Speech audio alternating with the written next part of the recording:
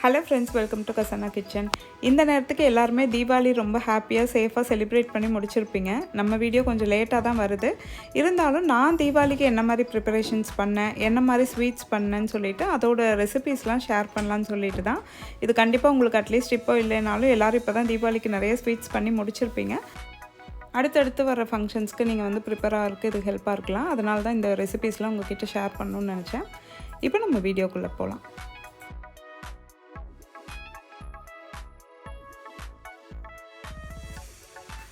First வந்து தட்டு வடை செய்கிறதுக்காக ஒரு அரை கப் அளவுக்கு உளுந்து எடுத்துகிட்டு அதை லைட்டாக வறுத்துக்கலாம்.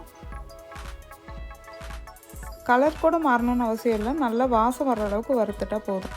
இது வறுத்துட்டு கொஞ்சம் ஆறுனதுக்கப்புறம் எடுத்து நல்லா ஃபைனாக பொடி பண்ணி வச்சுக்கணும். அடுத்து நான் வந்து 1.25 கப் அளவுக்கு அரிசி மாவு எடுத்திருக்கேன். அதையும் லைட்டாக வறுத்துட்டு ஒரு பவுலில் எடுத்து வச்சிடலாம். அங்கே மாவு ரெடி பண்ணுறக்குள்ளே இந்த பக்கம் எண்ணெய் வந்து ஊற்றி வச்சிடலாம். எண்ணெய் காஞ்சிட்ருக்கட்டும். அரிசி மாவு கூட நம்ம உளுந்த மாவு அரைச்சி வச்சோம் இல்லையா, அதை சேர்த்துக்கலாம். கொஞ்சம் பருபருன்னு இருந்தால் சளிச்சு சேர்த்துக்கோங்க. அது கூட தேவையான அளவுக்கு உப்பு, கொஞ்சமாக மஞ்சள் தூள், அதுக்கப்புறம் மிளகாய் தூள் காரத்துக்கு, அப்புறம் கொஞ்சமாக கருவேப்பிலை இருந்தால் சேர்த்துக்கலாம். நான் வந்து ட்ரை பண்ண கருவேப்பிலை சேர்த்துக்கிறேன்.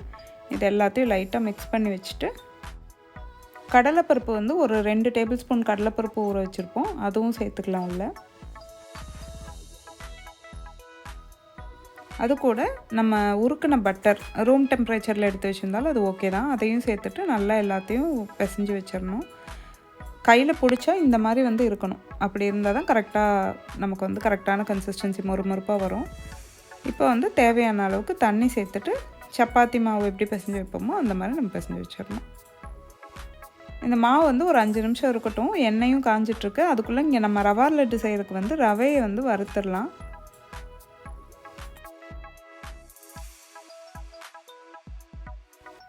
வறுக்கிறப்பவே கூட 1 டீஸ்பூன் அளவுக்கு நெய் சேர்த்து வறுத்துடலாம்.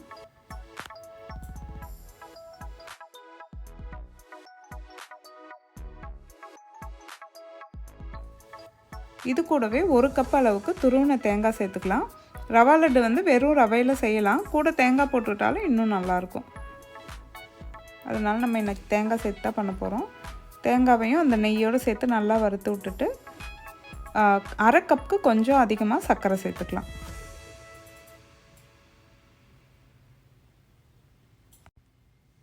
அது கூடவே கொஞ்சம் ஏலக்காய் பொடி சேர்த்துக்கலாம்.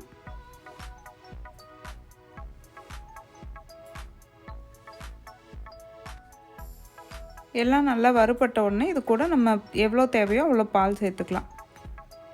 பார்த்துட்டு கொஞ்சம் கொஞ்சமாக கூட சேர்த்துக்கலாம். நான் இப்போ வந்து அரை கப் அளவுக்கு பால் சேர்த்துருக்கேன்.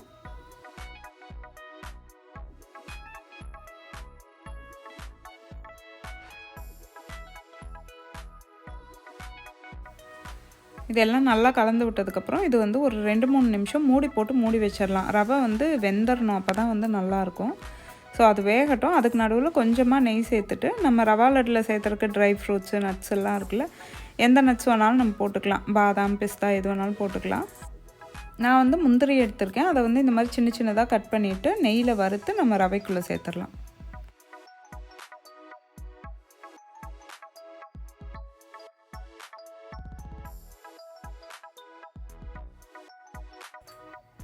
இங்கே ரவையும் வந்து வெந்து நல்லா சாஃப்ட் ஆயிடுச்சு. ஸோ இப்போ எல்லாத்தையும் சேர்ந்து மிக்ஸ் பண்ணிவிட்டு இதை தனியாக எடுத்து வச்சுருவோம். கொஞ்சமாக ஆறுனதுக்கப்புறம் நம்ம வந்து இது லட்டாக உருண்டை பிடிச்சி வச்சிடலாம்.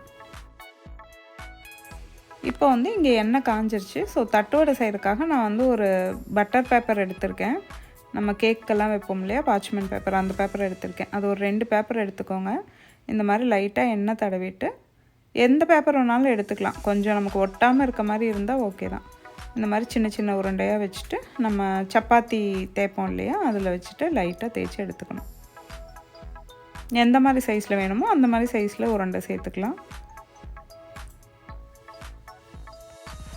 இது ஒன்றா தேய்ச்சி போட்டு எடுக்கிறதுக்கு கொஞ்சம் டைம் எடுக்கும் தான். வீட்டில் 2-3 பேர் ஹெல்ப்புக்கு இருந்தால் டக்கு டக்குன்னு போட்டு எடுத்துடலாம்.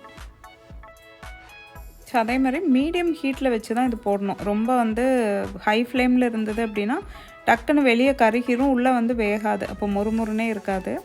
அதனால் வந்து மீடியம் ஹீட்லேயே தான் கடைசி வரைக்கும் இது வந்து வேகணும் தட்டு வடை. அந்த எண்ணெயோட நுரையெல்லாம் அடங்கிட்டு இந்த மாதிரி வந்துடணும். அந்த லைட்டாக அந்த கோல்டன் கலரில் அந்த மாறிடணும். கலர் சேஞ்ச் ஆகிறத வச்சு நம்ம வெந்துருச்சா இல்லையான்னு தெரிஞ்சுக்கலாம். தட்டு வடை எல்லாமே சுட்டு எடுத்தாச்சு. இங்கே வந்து ரவா லட்டுக்கு வந்து இது கொஞ்சம் ஆறிடுச்சு. இப்போ வந்து கொஞ்சமாக கையில் வந்து நெய் தடவிட்டு இந்த மாதிரி நல்லா இறுக்கமாக உருண்டையாக பிடிச்சி எடுத்து வச்சுக்கலாம்.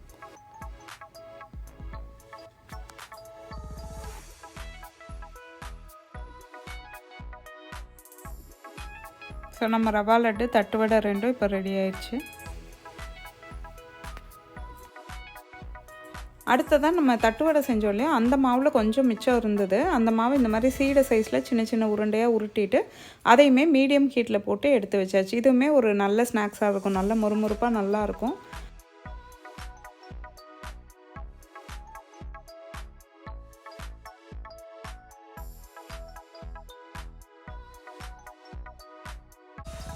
இதெல்லாம் செஞ்சிட்ருக்கிறதுக்கு நடுவில் பிரேக்ஃபாஸ்ட்டுக்கு டைம் ஆயிடுச்சு. ஸோ வேறு எதுவும் பிரேக்ஃபாஸ்ட்டெல்லாம் செய்கிறதுக்கு டைம் இல்லைன்னு சொல்லிவிட்டு நம்ம வந்து அவகேடோ டோஸ்ட்டு பண்ணிடலாம் அப்படின்ட்டு அவகேடோ கூட நம்ம கொஞ்சம் உப்பு, மிளகு, லெமன் ஜூஸ் இது எல்லாத்தையும் மிக்ஸ் பண்ணிவிட்டு அது வந்து பட்டர் மாதிரி நம்ம வந்து ப்ரெட்டில் வச்சுட்டு அது கூட வெங்காயம், தக்காளி, அப்புறம் கொஞ்சமாக வந்து சாண்ட்விச் ஸ்ப்ரெட்டு, டொமேட்டோ சாஸ் அதெல்லாம் சேர்த்துட்டு நம்ம வந்து இதை பட்டர் போட்டு டோஸ்ட் பண்ணிக்கிட்டோம்.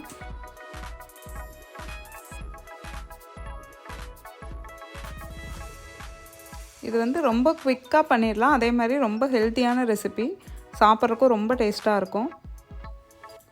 அவ்வளோதான். இது கூட ஒரு காஃபி வச்சு சாப்பிட்டாவே இது வந்து நல்ல ஒரு ஃபில்லிங்கான பிரேக்ஃபாஸ்ட்டாக இருக்கும். அடுத்து வந்து ஒரு ஹல்வா செய்கிறதுக்காக கிரான்பெரி ஜூஸ் வந்து எடுத்துக்கிட்டேன். கிரான்பெரி வந்து கொஞ்சம் புளிப்பாக இருக்கும், அதனால் அதில் ஹல்வா செஞ்சோன்னா ஒரு மாதிரி கொஞ்சம் புளிப்பான டேஸ்ட்டில் நல்லாயிருக்கும்னு சொல்லிட்டு தான் அதை எடுத்திருக்கேன். அது கூட நம்ம அதில் ஸ்வீட்னஸ் அதிகமாக இருக்காது, அதனால் நம்ம கொஞ்சம் சர்க்கரை வந்து சேர்த்துக்கலாம். ஒரு அரை கப் அளவுக்கு சர்க்கரை வந்து சேர்த்துக்கிட்டேன். இது வந்து கம்ப்ளீட்டாக அப்படியே பாம்பே ஹல்வா ரெசிபி தான். அதில் தண்ணி ஊற்றுவோம் நம்ம, அதுக்கு பதிலாக இங்கே வந்து நான் ஜூஸ் ஊற்றிக்கிட்டேன். அதே மாதிரி ஒரு பவுலில் கொஞ்சமாக திரும்ப ஜூஸ் எடுத்துகிட்டு அதில் வந்து 2 அரை கப் அளவுக்கு கார்ன்ஃப்ளவர் மாவு, இல்லைன்னா 1 கப் அளவுக்கு கார்ன்ஃப்ளவர் மாவு இதை வந்து நல்லா அதில் கரைச்சிக்கலாம். இது எந்த ஜூஸ் வேணாலும் எடுத்துக்கலாம். கிரான்பெரிக்கு பொதுவாக நம்ம வந்து ஸ்ட்ராபெரி ஜூஸ் எடுத்துக்கலாம், ஆப்பிள் ஜூஸ் எடுத்துக்கலாம், எது வேணாலும் எடுத்துக்கலாம், நல்லாயிருக்கும். கொஞ்சம் ஃப்ளேவர்டாக இருக்கும் ஹல்வா, அதுக்காக தான்.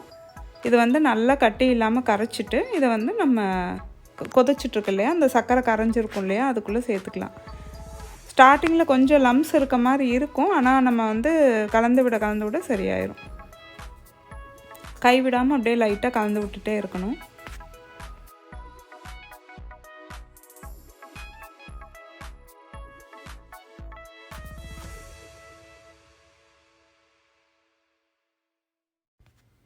கொஞ்ச நேரத்துலேயே இந்த மாதிரி நல்லா கண்ணாடி மாதிரி வந்துடும். இது கூட கொஞ்சமாக ஒரு 2 டீஸ்பூன் அளவுக்கு நெய் சேர்த்துக்கலாம். இந்த ஹல்வாக்கு வந்து கொஞ்சமாக நெய் சேர்த்துட்டா போதும், நிறையா நெய் சேர்த்தணுன்னு அவசியம் கிடையாது. நெய் சேர்த்துன உடனே இது இந்த மாதிரி நல்லா சுருண்டு வந்துடும். நம்ம வந்து கிரான்பெரி ஜூஸ் சேர்த்து பண்ணுறனால நம்ம ஃப்ளேவருக்குன்னு வேறு எதுவுமே சேர்த்த தேவையில்லை, ஏலக்காய் இந்த மாதிரி எதுவும் சேர்த்த தேவையில்லை. ஏன்னா அந்த ஃப்ரூட்டோட ஃப்ளேவரே இருக்கும். அப்புறம் இது கூட கொஞ்சமாக நட்ஸ் வந்து நறுக்கி சேர்த்துக்கலாம். மிக்ஸ்டாக எந்த நட்ஸ் வேணாலும் நம்ம சேர்த்துக்கலாம். இதை ஒரு வாட்டி திரும்ப நல்லா கலந்து விட்டுட்டு இதை வந்து ஒரு சர்விங் பவுல்லையோ இல்லை வந்து ஒரு பேனு இதை வந்து கொஞ்சம் ஷேப் பண்ணி நம்ம கட் பண்ணி என்ன மாதிரி நமக்கு ஷேப்பில் வேணுமோ அந்த மாதிரி வந்து கட் பண்ணி வச்சிடலாம். அதுக்காக ஒரு பேனில் கொஞ்சமாக எண்ணெய் தடவிட்டு அதில் போட்டு வச்சிடலாம். அது வந்து ஒரு 20 நிமிஷம், 15 to 20 நிமிஷத்தில் இது வந்து கெட்டியாயிரும்.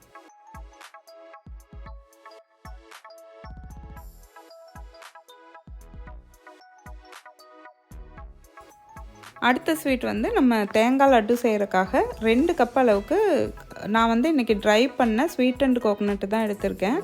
இதை வந்து நம்ம இது கொஞ்சம் பெருசாக இருந்தனால மிக்சர் ஜாரில் போட்டு ஒரு 2 பல்ஸ் மட்டும் விட்டு இதை எடுத்தாச்சு. இதை வந்து லைட்டாக வறுத்துக்கலாம், ரொம்ப வறுக்கணும்னு அவசியம் கிடையாது, லைட்டாக வறுத்தா போதும். நான் வந்து இந்த தடவை ஸ்வீட் செய்கிறதுக்காக கடையில் வந்து ஸ்வீட் அண்ட் கோகோனட் வாங்கிட்டு வந்துட்டனால நான் வந்து இது கூட சர்க்கரை சேர்த்தலை. நீங்கள் வந்து ஸ்வீட் அண்ட் கோகோனட்லன்னா தேவையான அளவுக்கு சர்க்கரை சேர்த்துக்குங்க. அதுக்கப்புறம் 1 கப் அளவுக்கு பால் ஃபஸ்ட்டு கொஞ்சமாக ஊற்றி பார்த்துட்டு அதுக்கப்புறம் ட்ரையாக இருந்தது அப்படின்னா இன்னும் கொஞ்சம் பால் சேர்த்துக்கலாம். இது எல்லாத்தையும் லைட்டாக வதக்கி விட்டுட்டு ஒரு 2-3 நிமிஷம் மூடி போட்டு இதை வேக வச்சிடலாம். அந்த தேங்காய் வந்து நல்லா சாஃப்டாக வேகணும் அதுக்காக. இப்போ வந்து தேங்காய் வந்து நல்லா சாஃப்டாக வெந்துருச்சு. இப்போ இது கூட நம்ம கொஞ்சமாக நெய் சேர்த்து அதுக்கு என்னென்ன நட்ஸ் வேணுமோ அதை வந்து நம்ம வறுத்து சேர்த்துடலாம். ரவா லட்டுக்கு சேர்த்துன மாதிரி தான். ஸோ இதுவும் வந்து இப்போ ஆறுனதுக்கப்புறம் நம்ம லட்டுவாக சேர்த்துக்கலாம். இது கூட வாசனைக்காக கொஞ்சம் ஏலக்காய் தூள் சேர்த்துக்கலாம். சேர்த்துட்டு எல்லாத்தையும் கலந்து விட்டுறலாம்.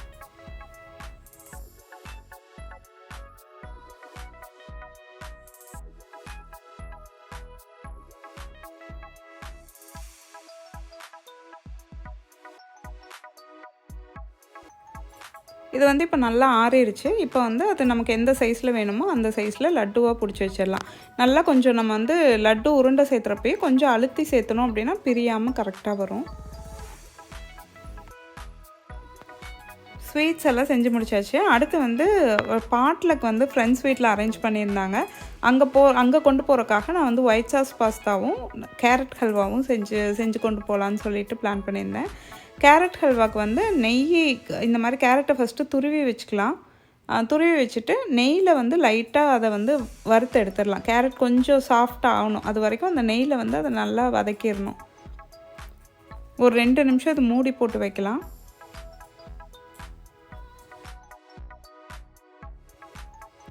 இன்னுமே கொஞ்சம் நெய் சேர்த்துக்கலாம். ஏன்னா கொஞ்சம் நெய் அதிகமாக சேர்த்துனா தான் வந்து லாஸ்ட்டாக ஹல்வா ஒரு மாதிரி நல்லா வாசமாக இருக்கும். இப்போ வந்து கேரட் வந்து நல்லா சாஃப்ட் ஆயிடுச்சு. இப்போ திரும்ப கேரட் நல்லா வேகிறதுக்காக இதில் வந்து 2 கப் அளவுக்கு பால் சேர்த்துக்கலாம்.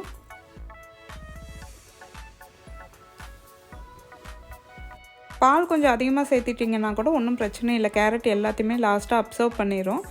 அதுவும் இல்லாமல் நமக்கு ஹல்வா வந்து கொஞ்சம் ஜூஸியாக இருந்தால் தான் நல்லாயிருக்கும். அதனால் பால் கொஞ்சம் அதிகமாக இருந்தால் கூட பரவாயில்ல தான். கொஞ்சம் இதெல்லாமே சேர்ந்து வெந்ததுக்கப்புறம் நம்ம வந்து சர்க்கரை சேர்த்துக்கலாம். 1 கப் அளவுக்கு சர்க்கரை, அது கூட கொஞ்சமாக ஏலக்காய் தூள் சேர்த்துக்கலாம் வாசனைக்காக. இப்போ இது எல்லாத்தையுமே நல்லா கலந்து விட்டுட்டு திரும்ப வந்து ஒரு 2 நிமிஷம் மூடி வச்சிடலாம். இப்போ நல்லா கேரட்லாம் வந்து எல்லாமே கலந்து ஹல்வா கன்சிஸ்டன்சியில் வந்துடுச்சு.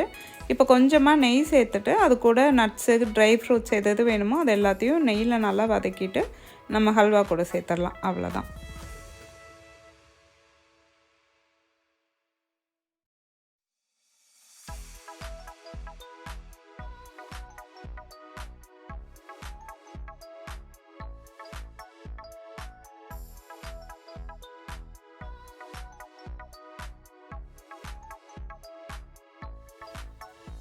ஸோ நம்ம கேரட் ஹல்வா ரெடி ஆயிடுச்சு. இந்த பக்கம் வந்து நான் ஒயிட் சாஸ் பாஸ்தா தான் செஞ்சிட்ருக்கேன். ஆல்ரெடி நம்ம சேனலில் வந்து ஒயிட் சாஸ் பாஸ்தா ரெசிபி போட்டனால நான் இது ஃபுல் ரெசிபி வீடியோ எடுக்கலை. அதில் வந்து நான் எந்த வெஜிடபிள்ஸும் சேர்த்தலைன்னு நினைக்கிறேன். ஸோ இன்றைக்கி வந்து நம்ம ப்ரொக்கோலி, கொஞ்சமாக கேரட், பீன்ஸு இதெல்லாம் சேர்த்துருக்கோம். கார்னு, பச்சை பட்டாணி இதெல்லாமே சேர்த்துருக்கோம். இது எல்லாத்தையும் பட்டர் ப்ளஸ் அது கூட உப்பும் மிளகுத்தூளும் போட்டு வதக்கி விட்டுட்டு நம்ம அந்த ஒயிட் சாஸும் சேர்த்துட்டு அது கூட பாஸ்தாவும் சேர்த்து எல்லாத்தையும் மிக்ஸ் பண்ணிடலாம். அவ்வளோதான் இந்த ரெசிபி. இந்த ஒயிட் சாஸ் பாஸ்தா வந்து நம்ம இந்த மாதிரி பாட்லக்கோ இல்லை ஒரு பார்ட்டிக்கோ இல்லை வந்து வீட்டில் கெஸ்ட்டு வராங்க கொஞ்சம் முன்னாடியே செஞ்சு வைக்கணும்னா ஒயிட் சாஸ் வந்து கொஞ்சம் லிக்விட் கன்சிஸ்டன்சியில் செஞ்சு வச்சிட்டோம் அப்படின்னா, ஏன்னா கொஞ்சம் நேரத்தில் இது பாஸ்தா வந்து ஃபுல்லாக அப்சர்வ் பண்ணிடும். அப்போ வந்து நம்ம சாப்பிட்றப்போ லைட்டாக ஹீட் பண்ணிட்டோம்னா நமக்கு கரெக்டாக இதே மாதிரி இருக்கும். எல்லாம் முடிஞ்சிட்டு நாங்கள் கிளம்பி அங்கே பாட்லக்கு போயிட்டோம். அங்கே ஒவ்வொருத்தருமே நிறையா இந்த மாதிரி அவங்கவுங்க ஒவ்வொரு டிஷ் கொண்டு வந்திருந்தாங்க. டின்னர் அப்படிங்கிறனால நிறைய ரைஸ் இல்லாமல் இந்த மாதிரி கொஞ்சம் டிஃபன் ஐட்டம்ஸ் அதிகமாக கொண்டு வந்திருந்தாங்க. குழந்தைங்க எல்லாருமே ரொம்ப என்ஜாய் பண்ணி சாப்பிட்டுட்டு இருந்தாங்க. அதுக்கப்புறம் வந்து நம்ம கம்யூனிட்டியில் வந்து பட்டாசெல்லாம் அதிகமாக வைக்கக்கூடாது. அதனால் வந்து ஃப்ரெண்ட்ஸ் வீட்டில் தான் போயிட்டு பட்டாசெல்லாம் வச்சுட்டு இருந்தோம். இப்படி தாங்க எங்கள் தீபாவளி போச்சு. நீங்களும் வந்து ஃபேமிலியோடு தீபாவளி ரொம்ப சந்தோஷமாக செலிப்ரேட் பண்ணியிருப்பீங்கன்னு நம்புகிறேன். இந்த வீடியோ உங்களுக்கு பிடிச்சதுன்னா லைக் பண்ணுங்கள், உங்கள் ஃப்ரெண்ட்ஸ் கிட்ட எல்லாம் ஷேர் பண்ணுங்கள். நம்ம சேனல் இதுதான் நீங்கள் ஃபர்ஸ்ட் டைம் பார்க்குறீங்கன்னா நம்ம சேனலில் இன்னும் நிறைய ரெசிபி வீடியோலாம் இருக்குது, அதுவும் பாருங்கள். நம்ம சேனல் பிடிச்சிருந்தா கண்டிப்பாக சப்ஸ்கிரைப் பண்ணிக்கோங்க. தேங்க்யூ.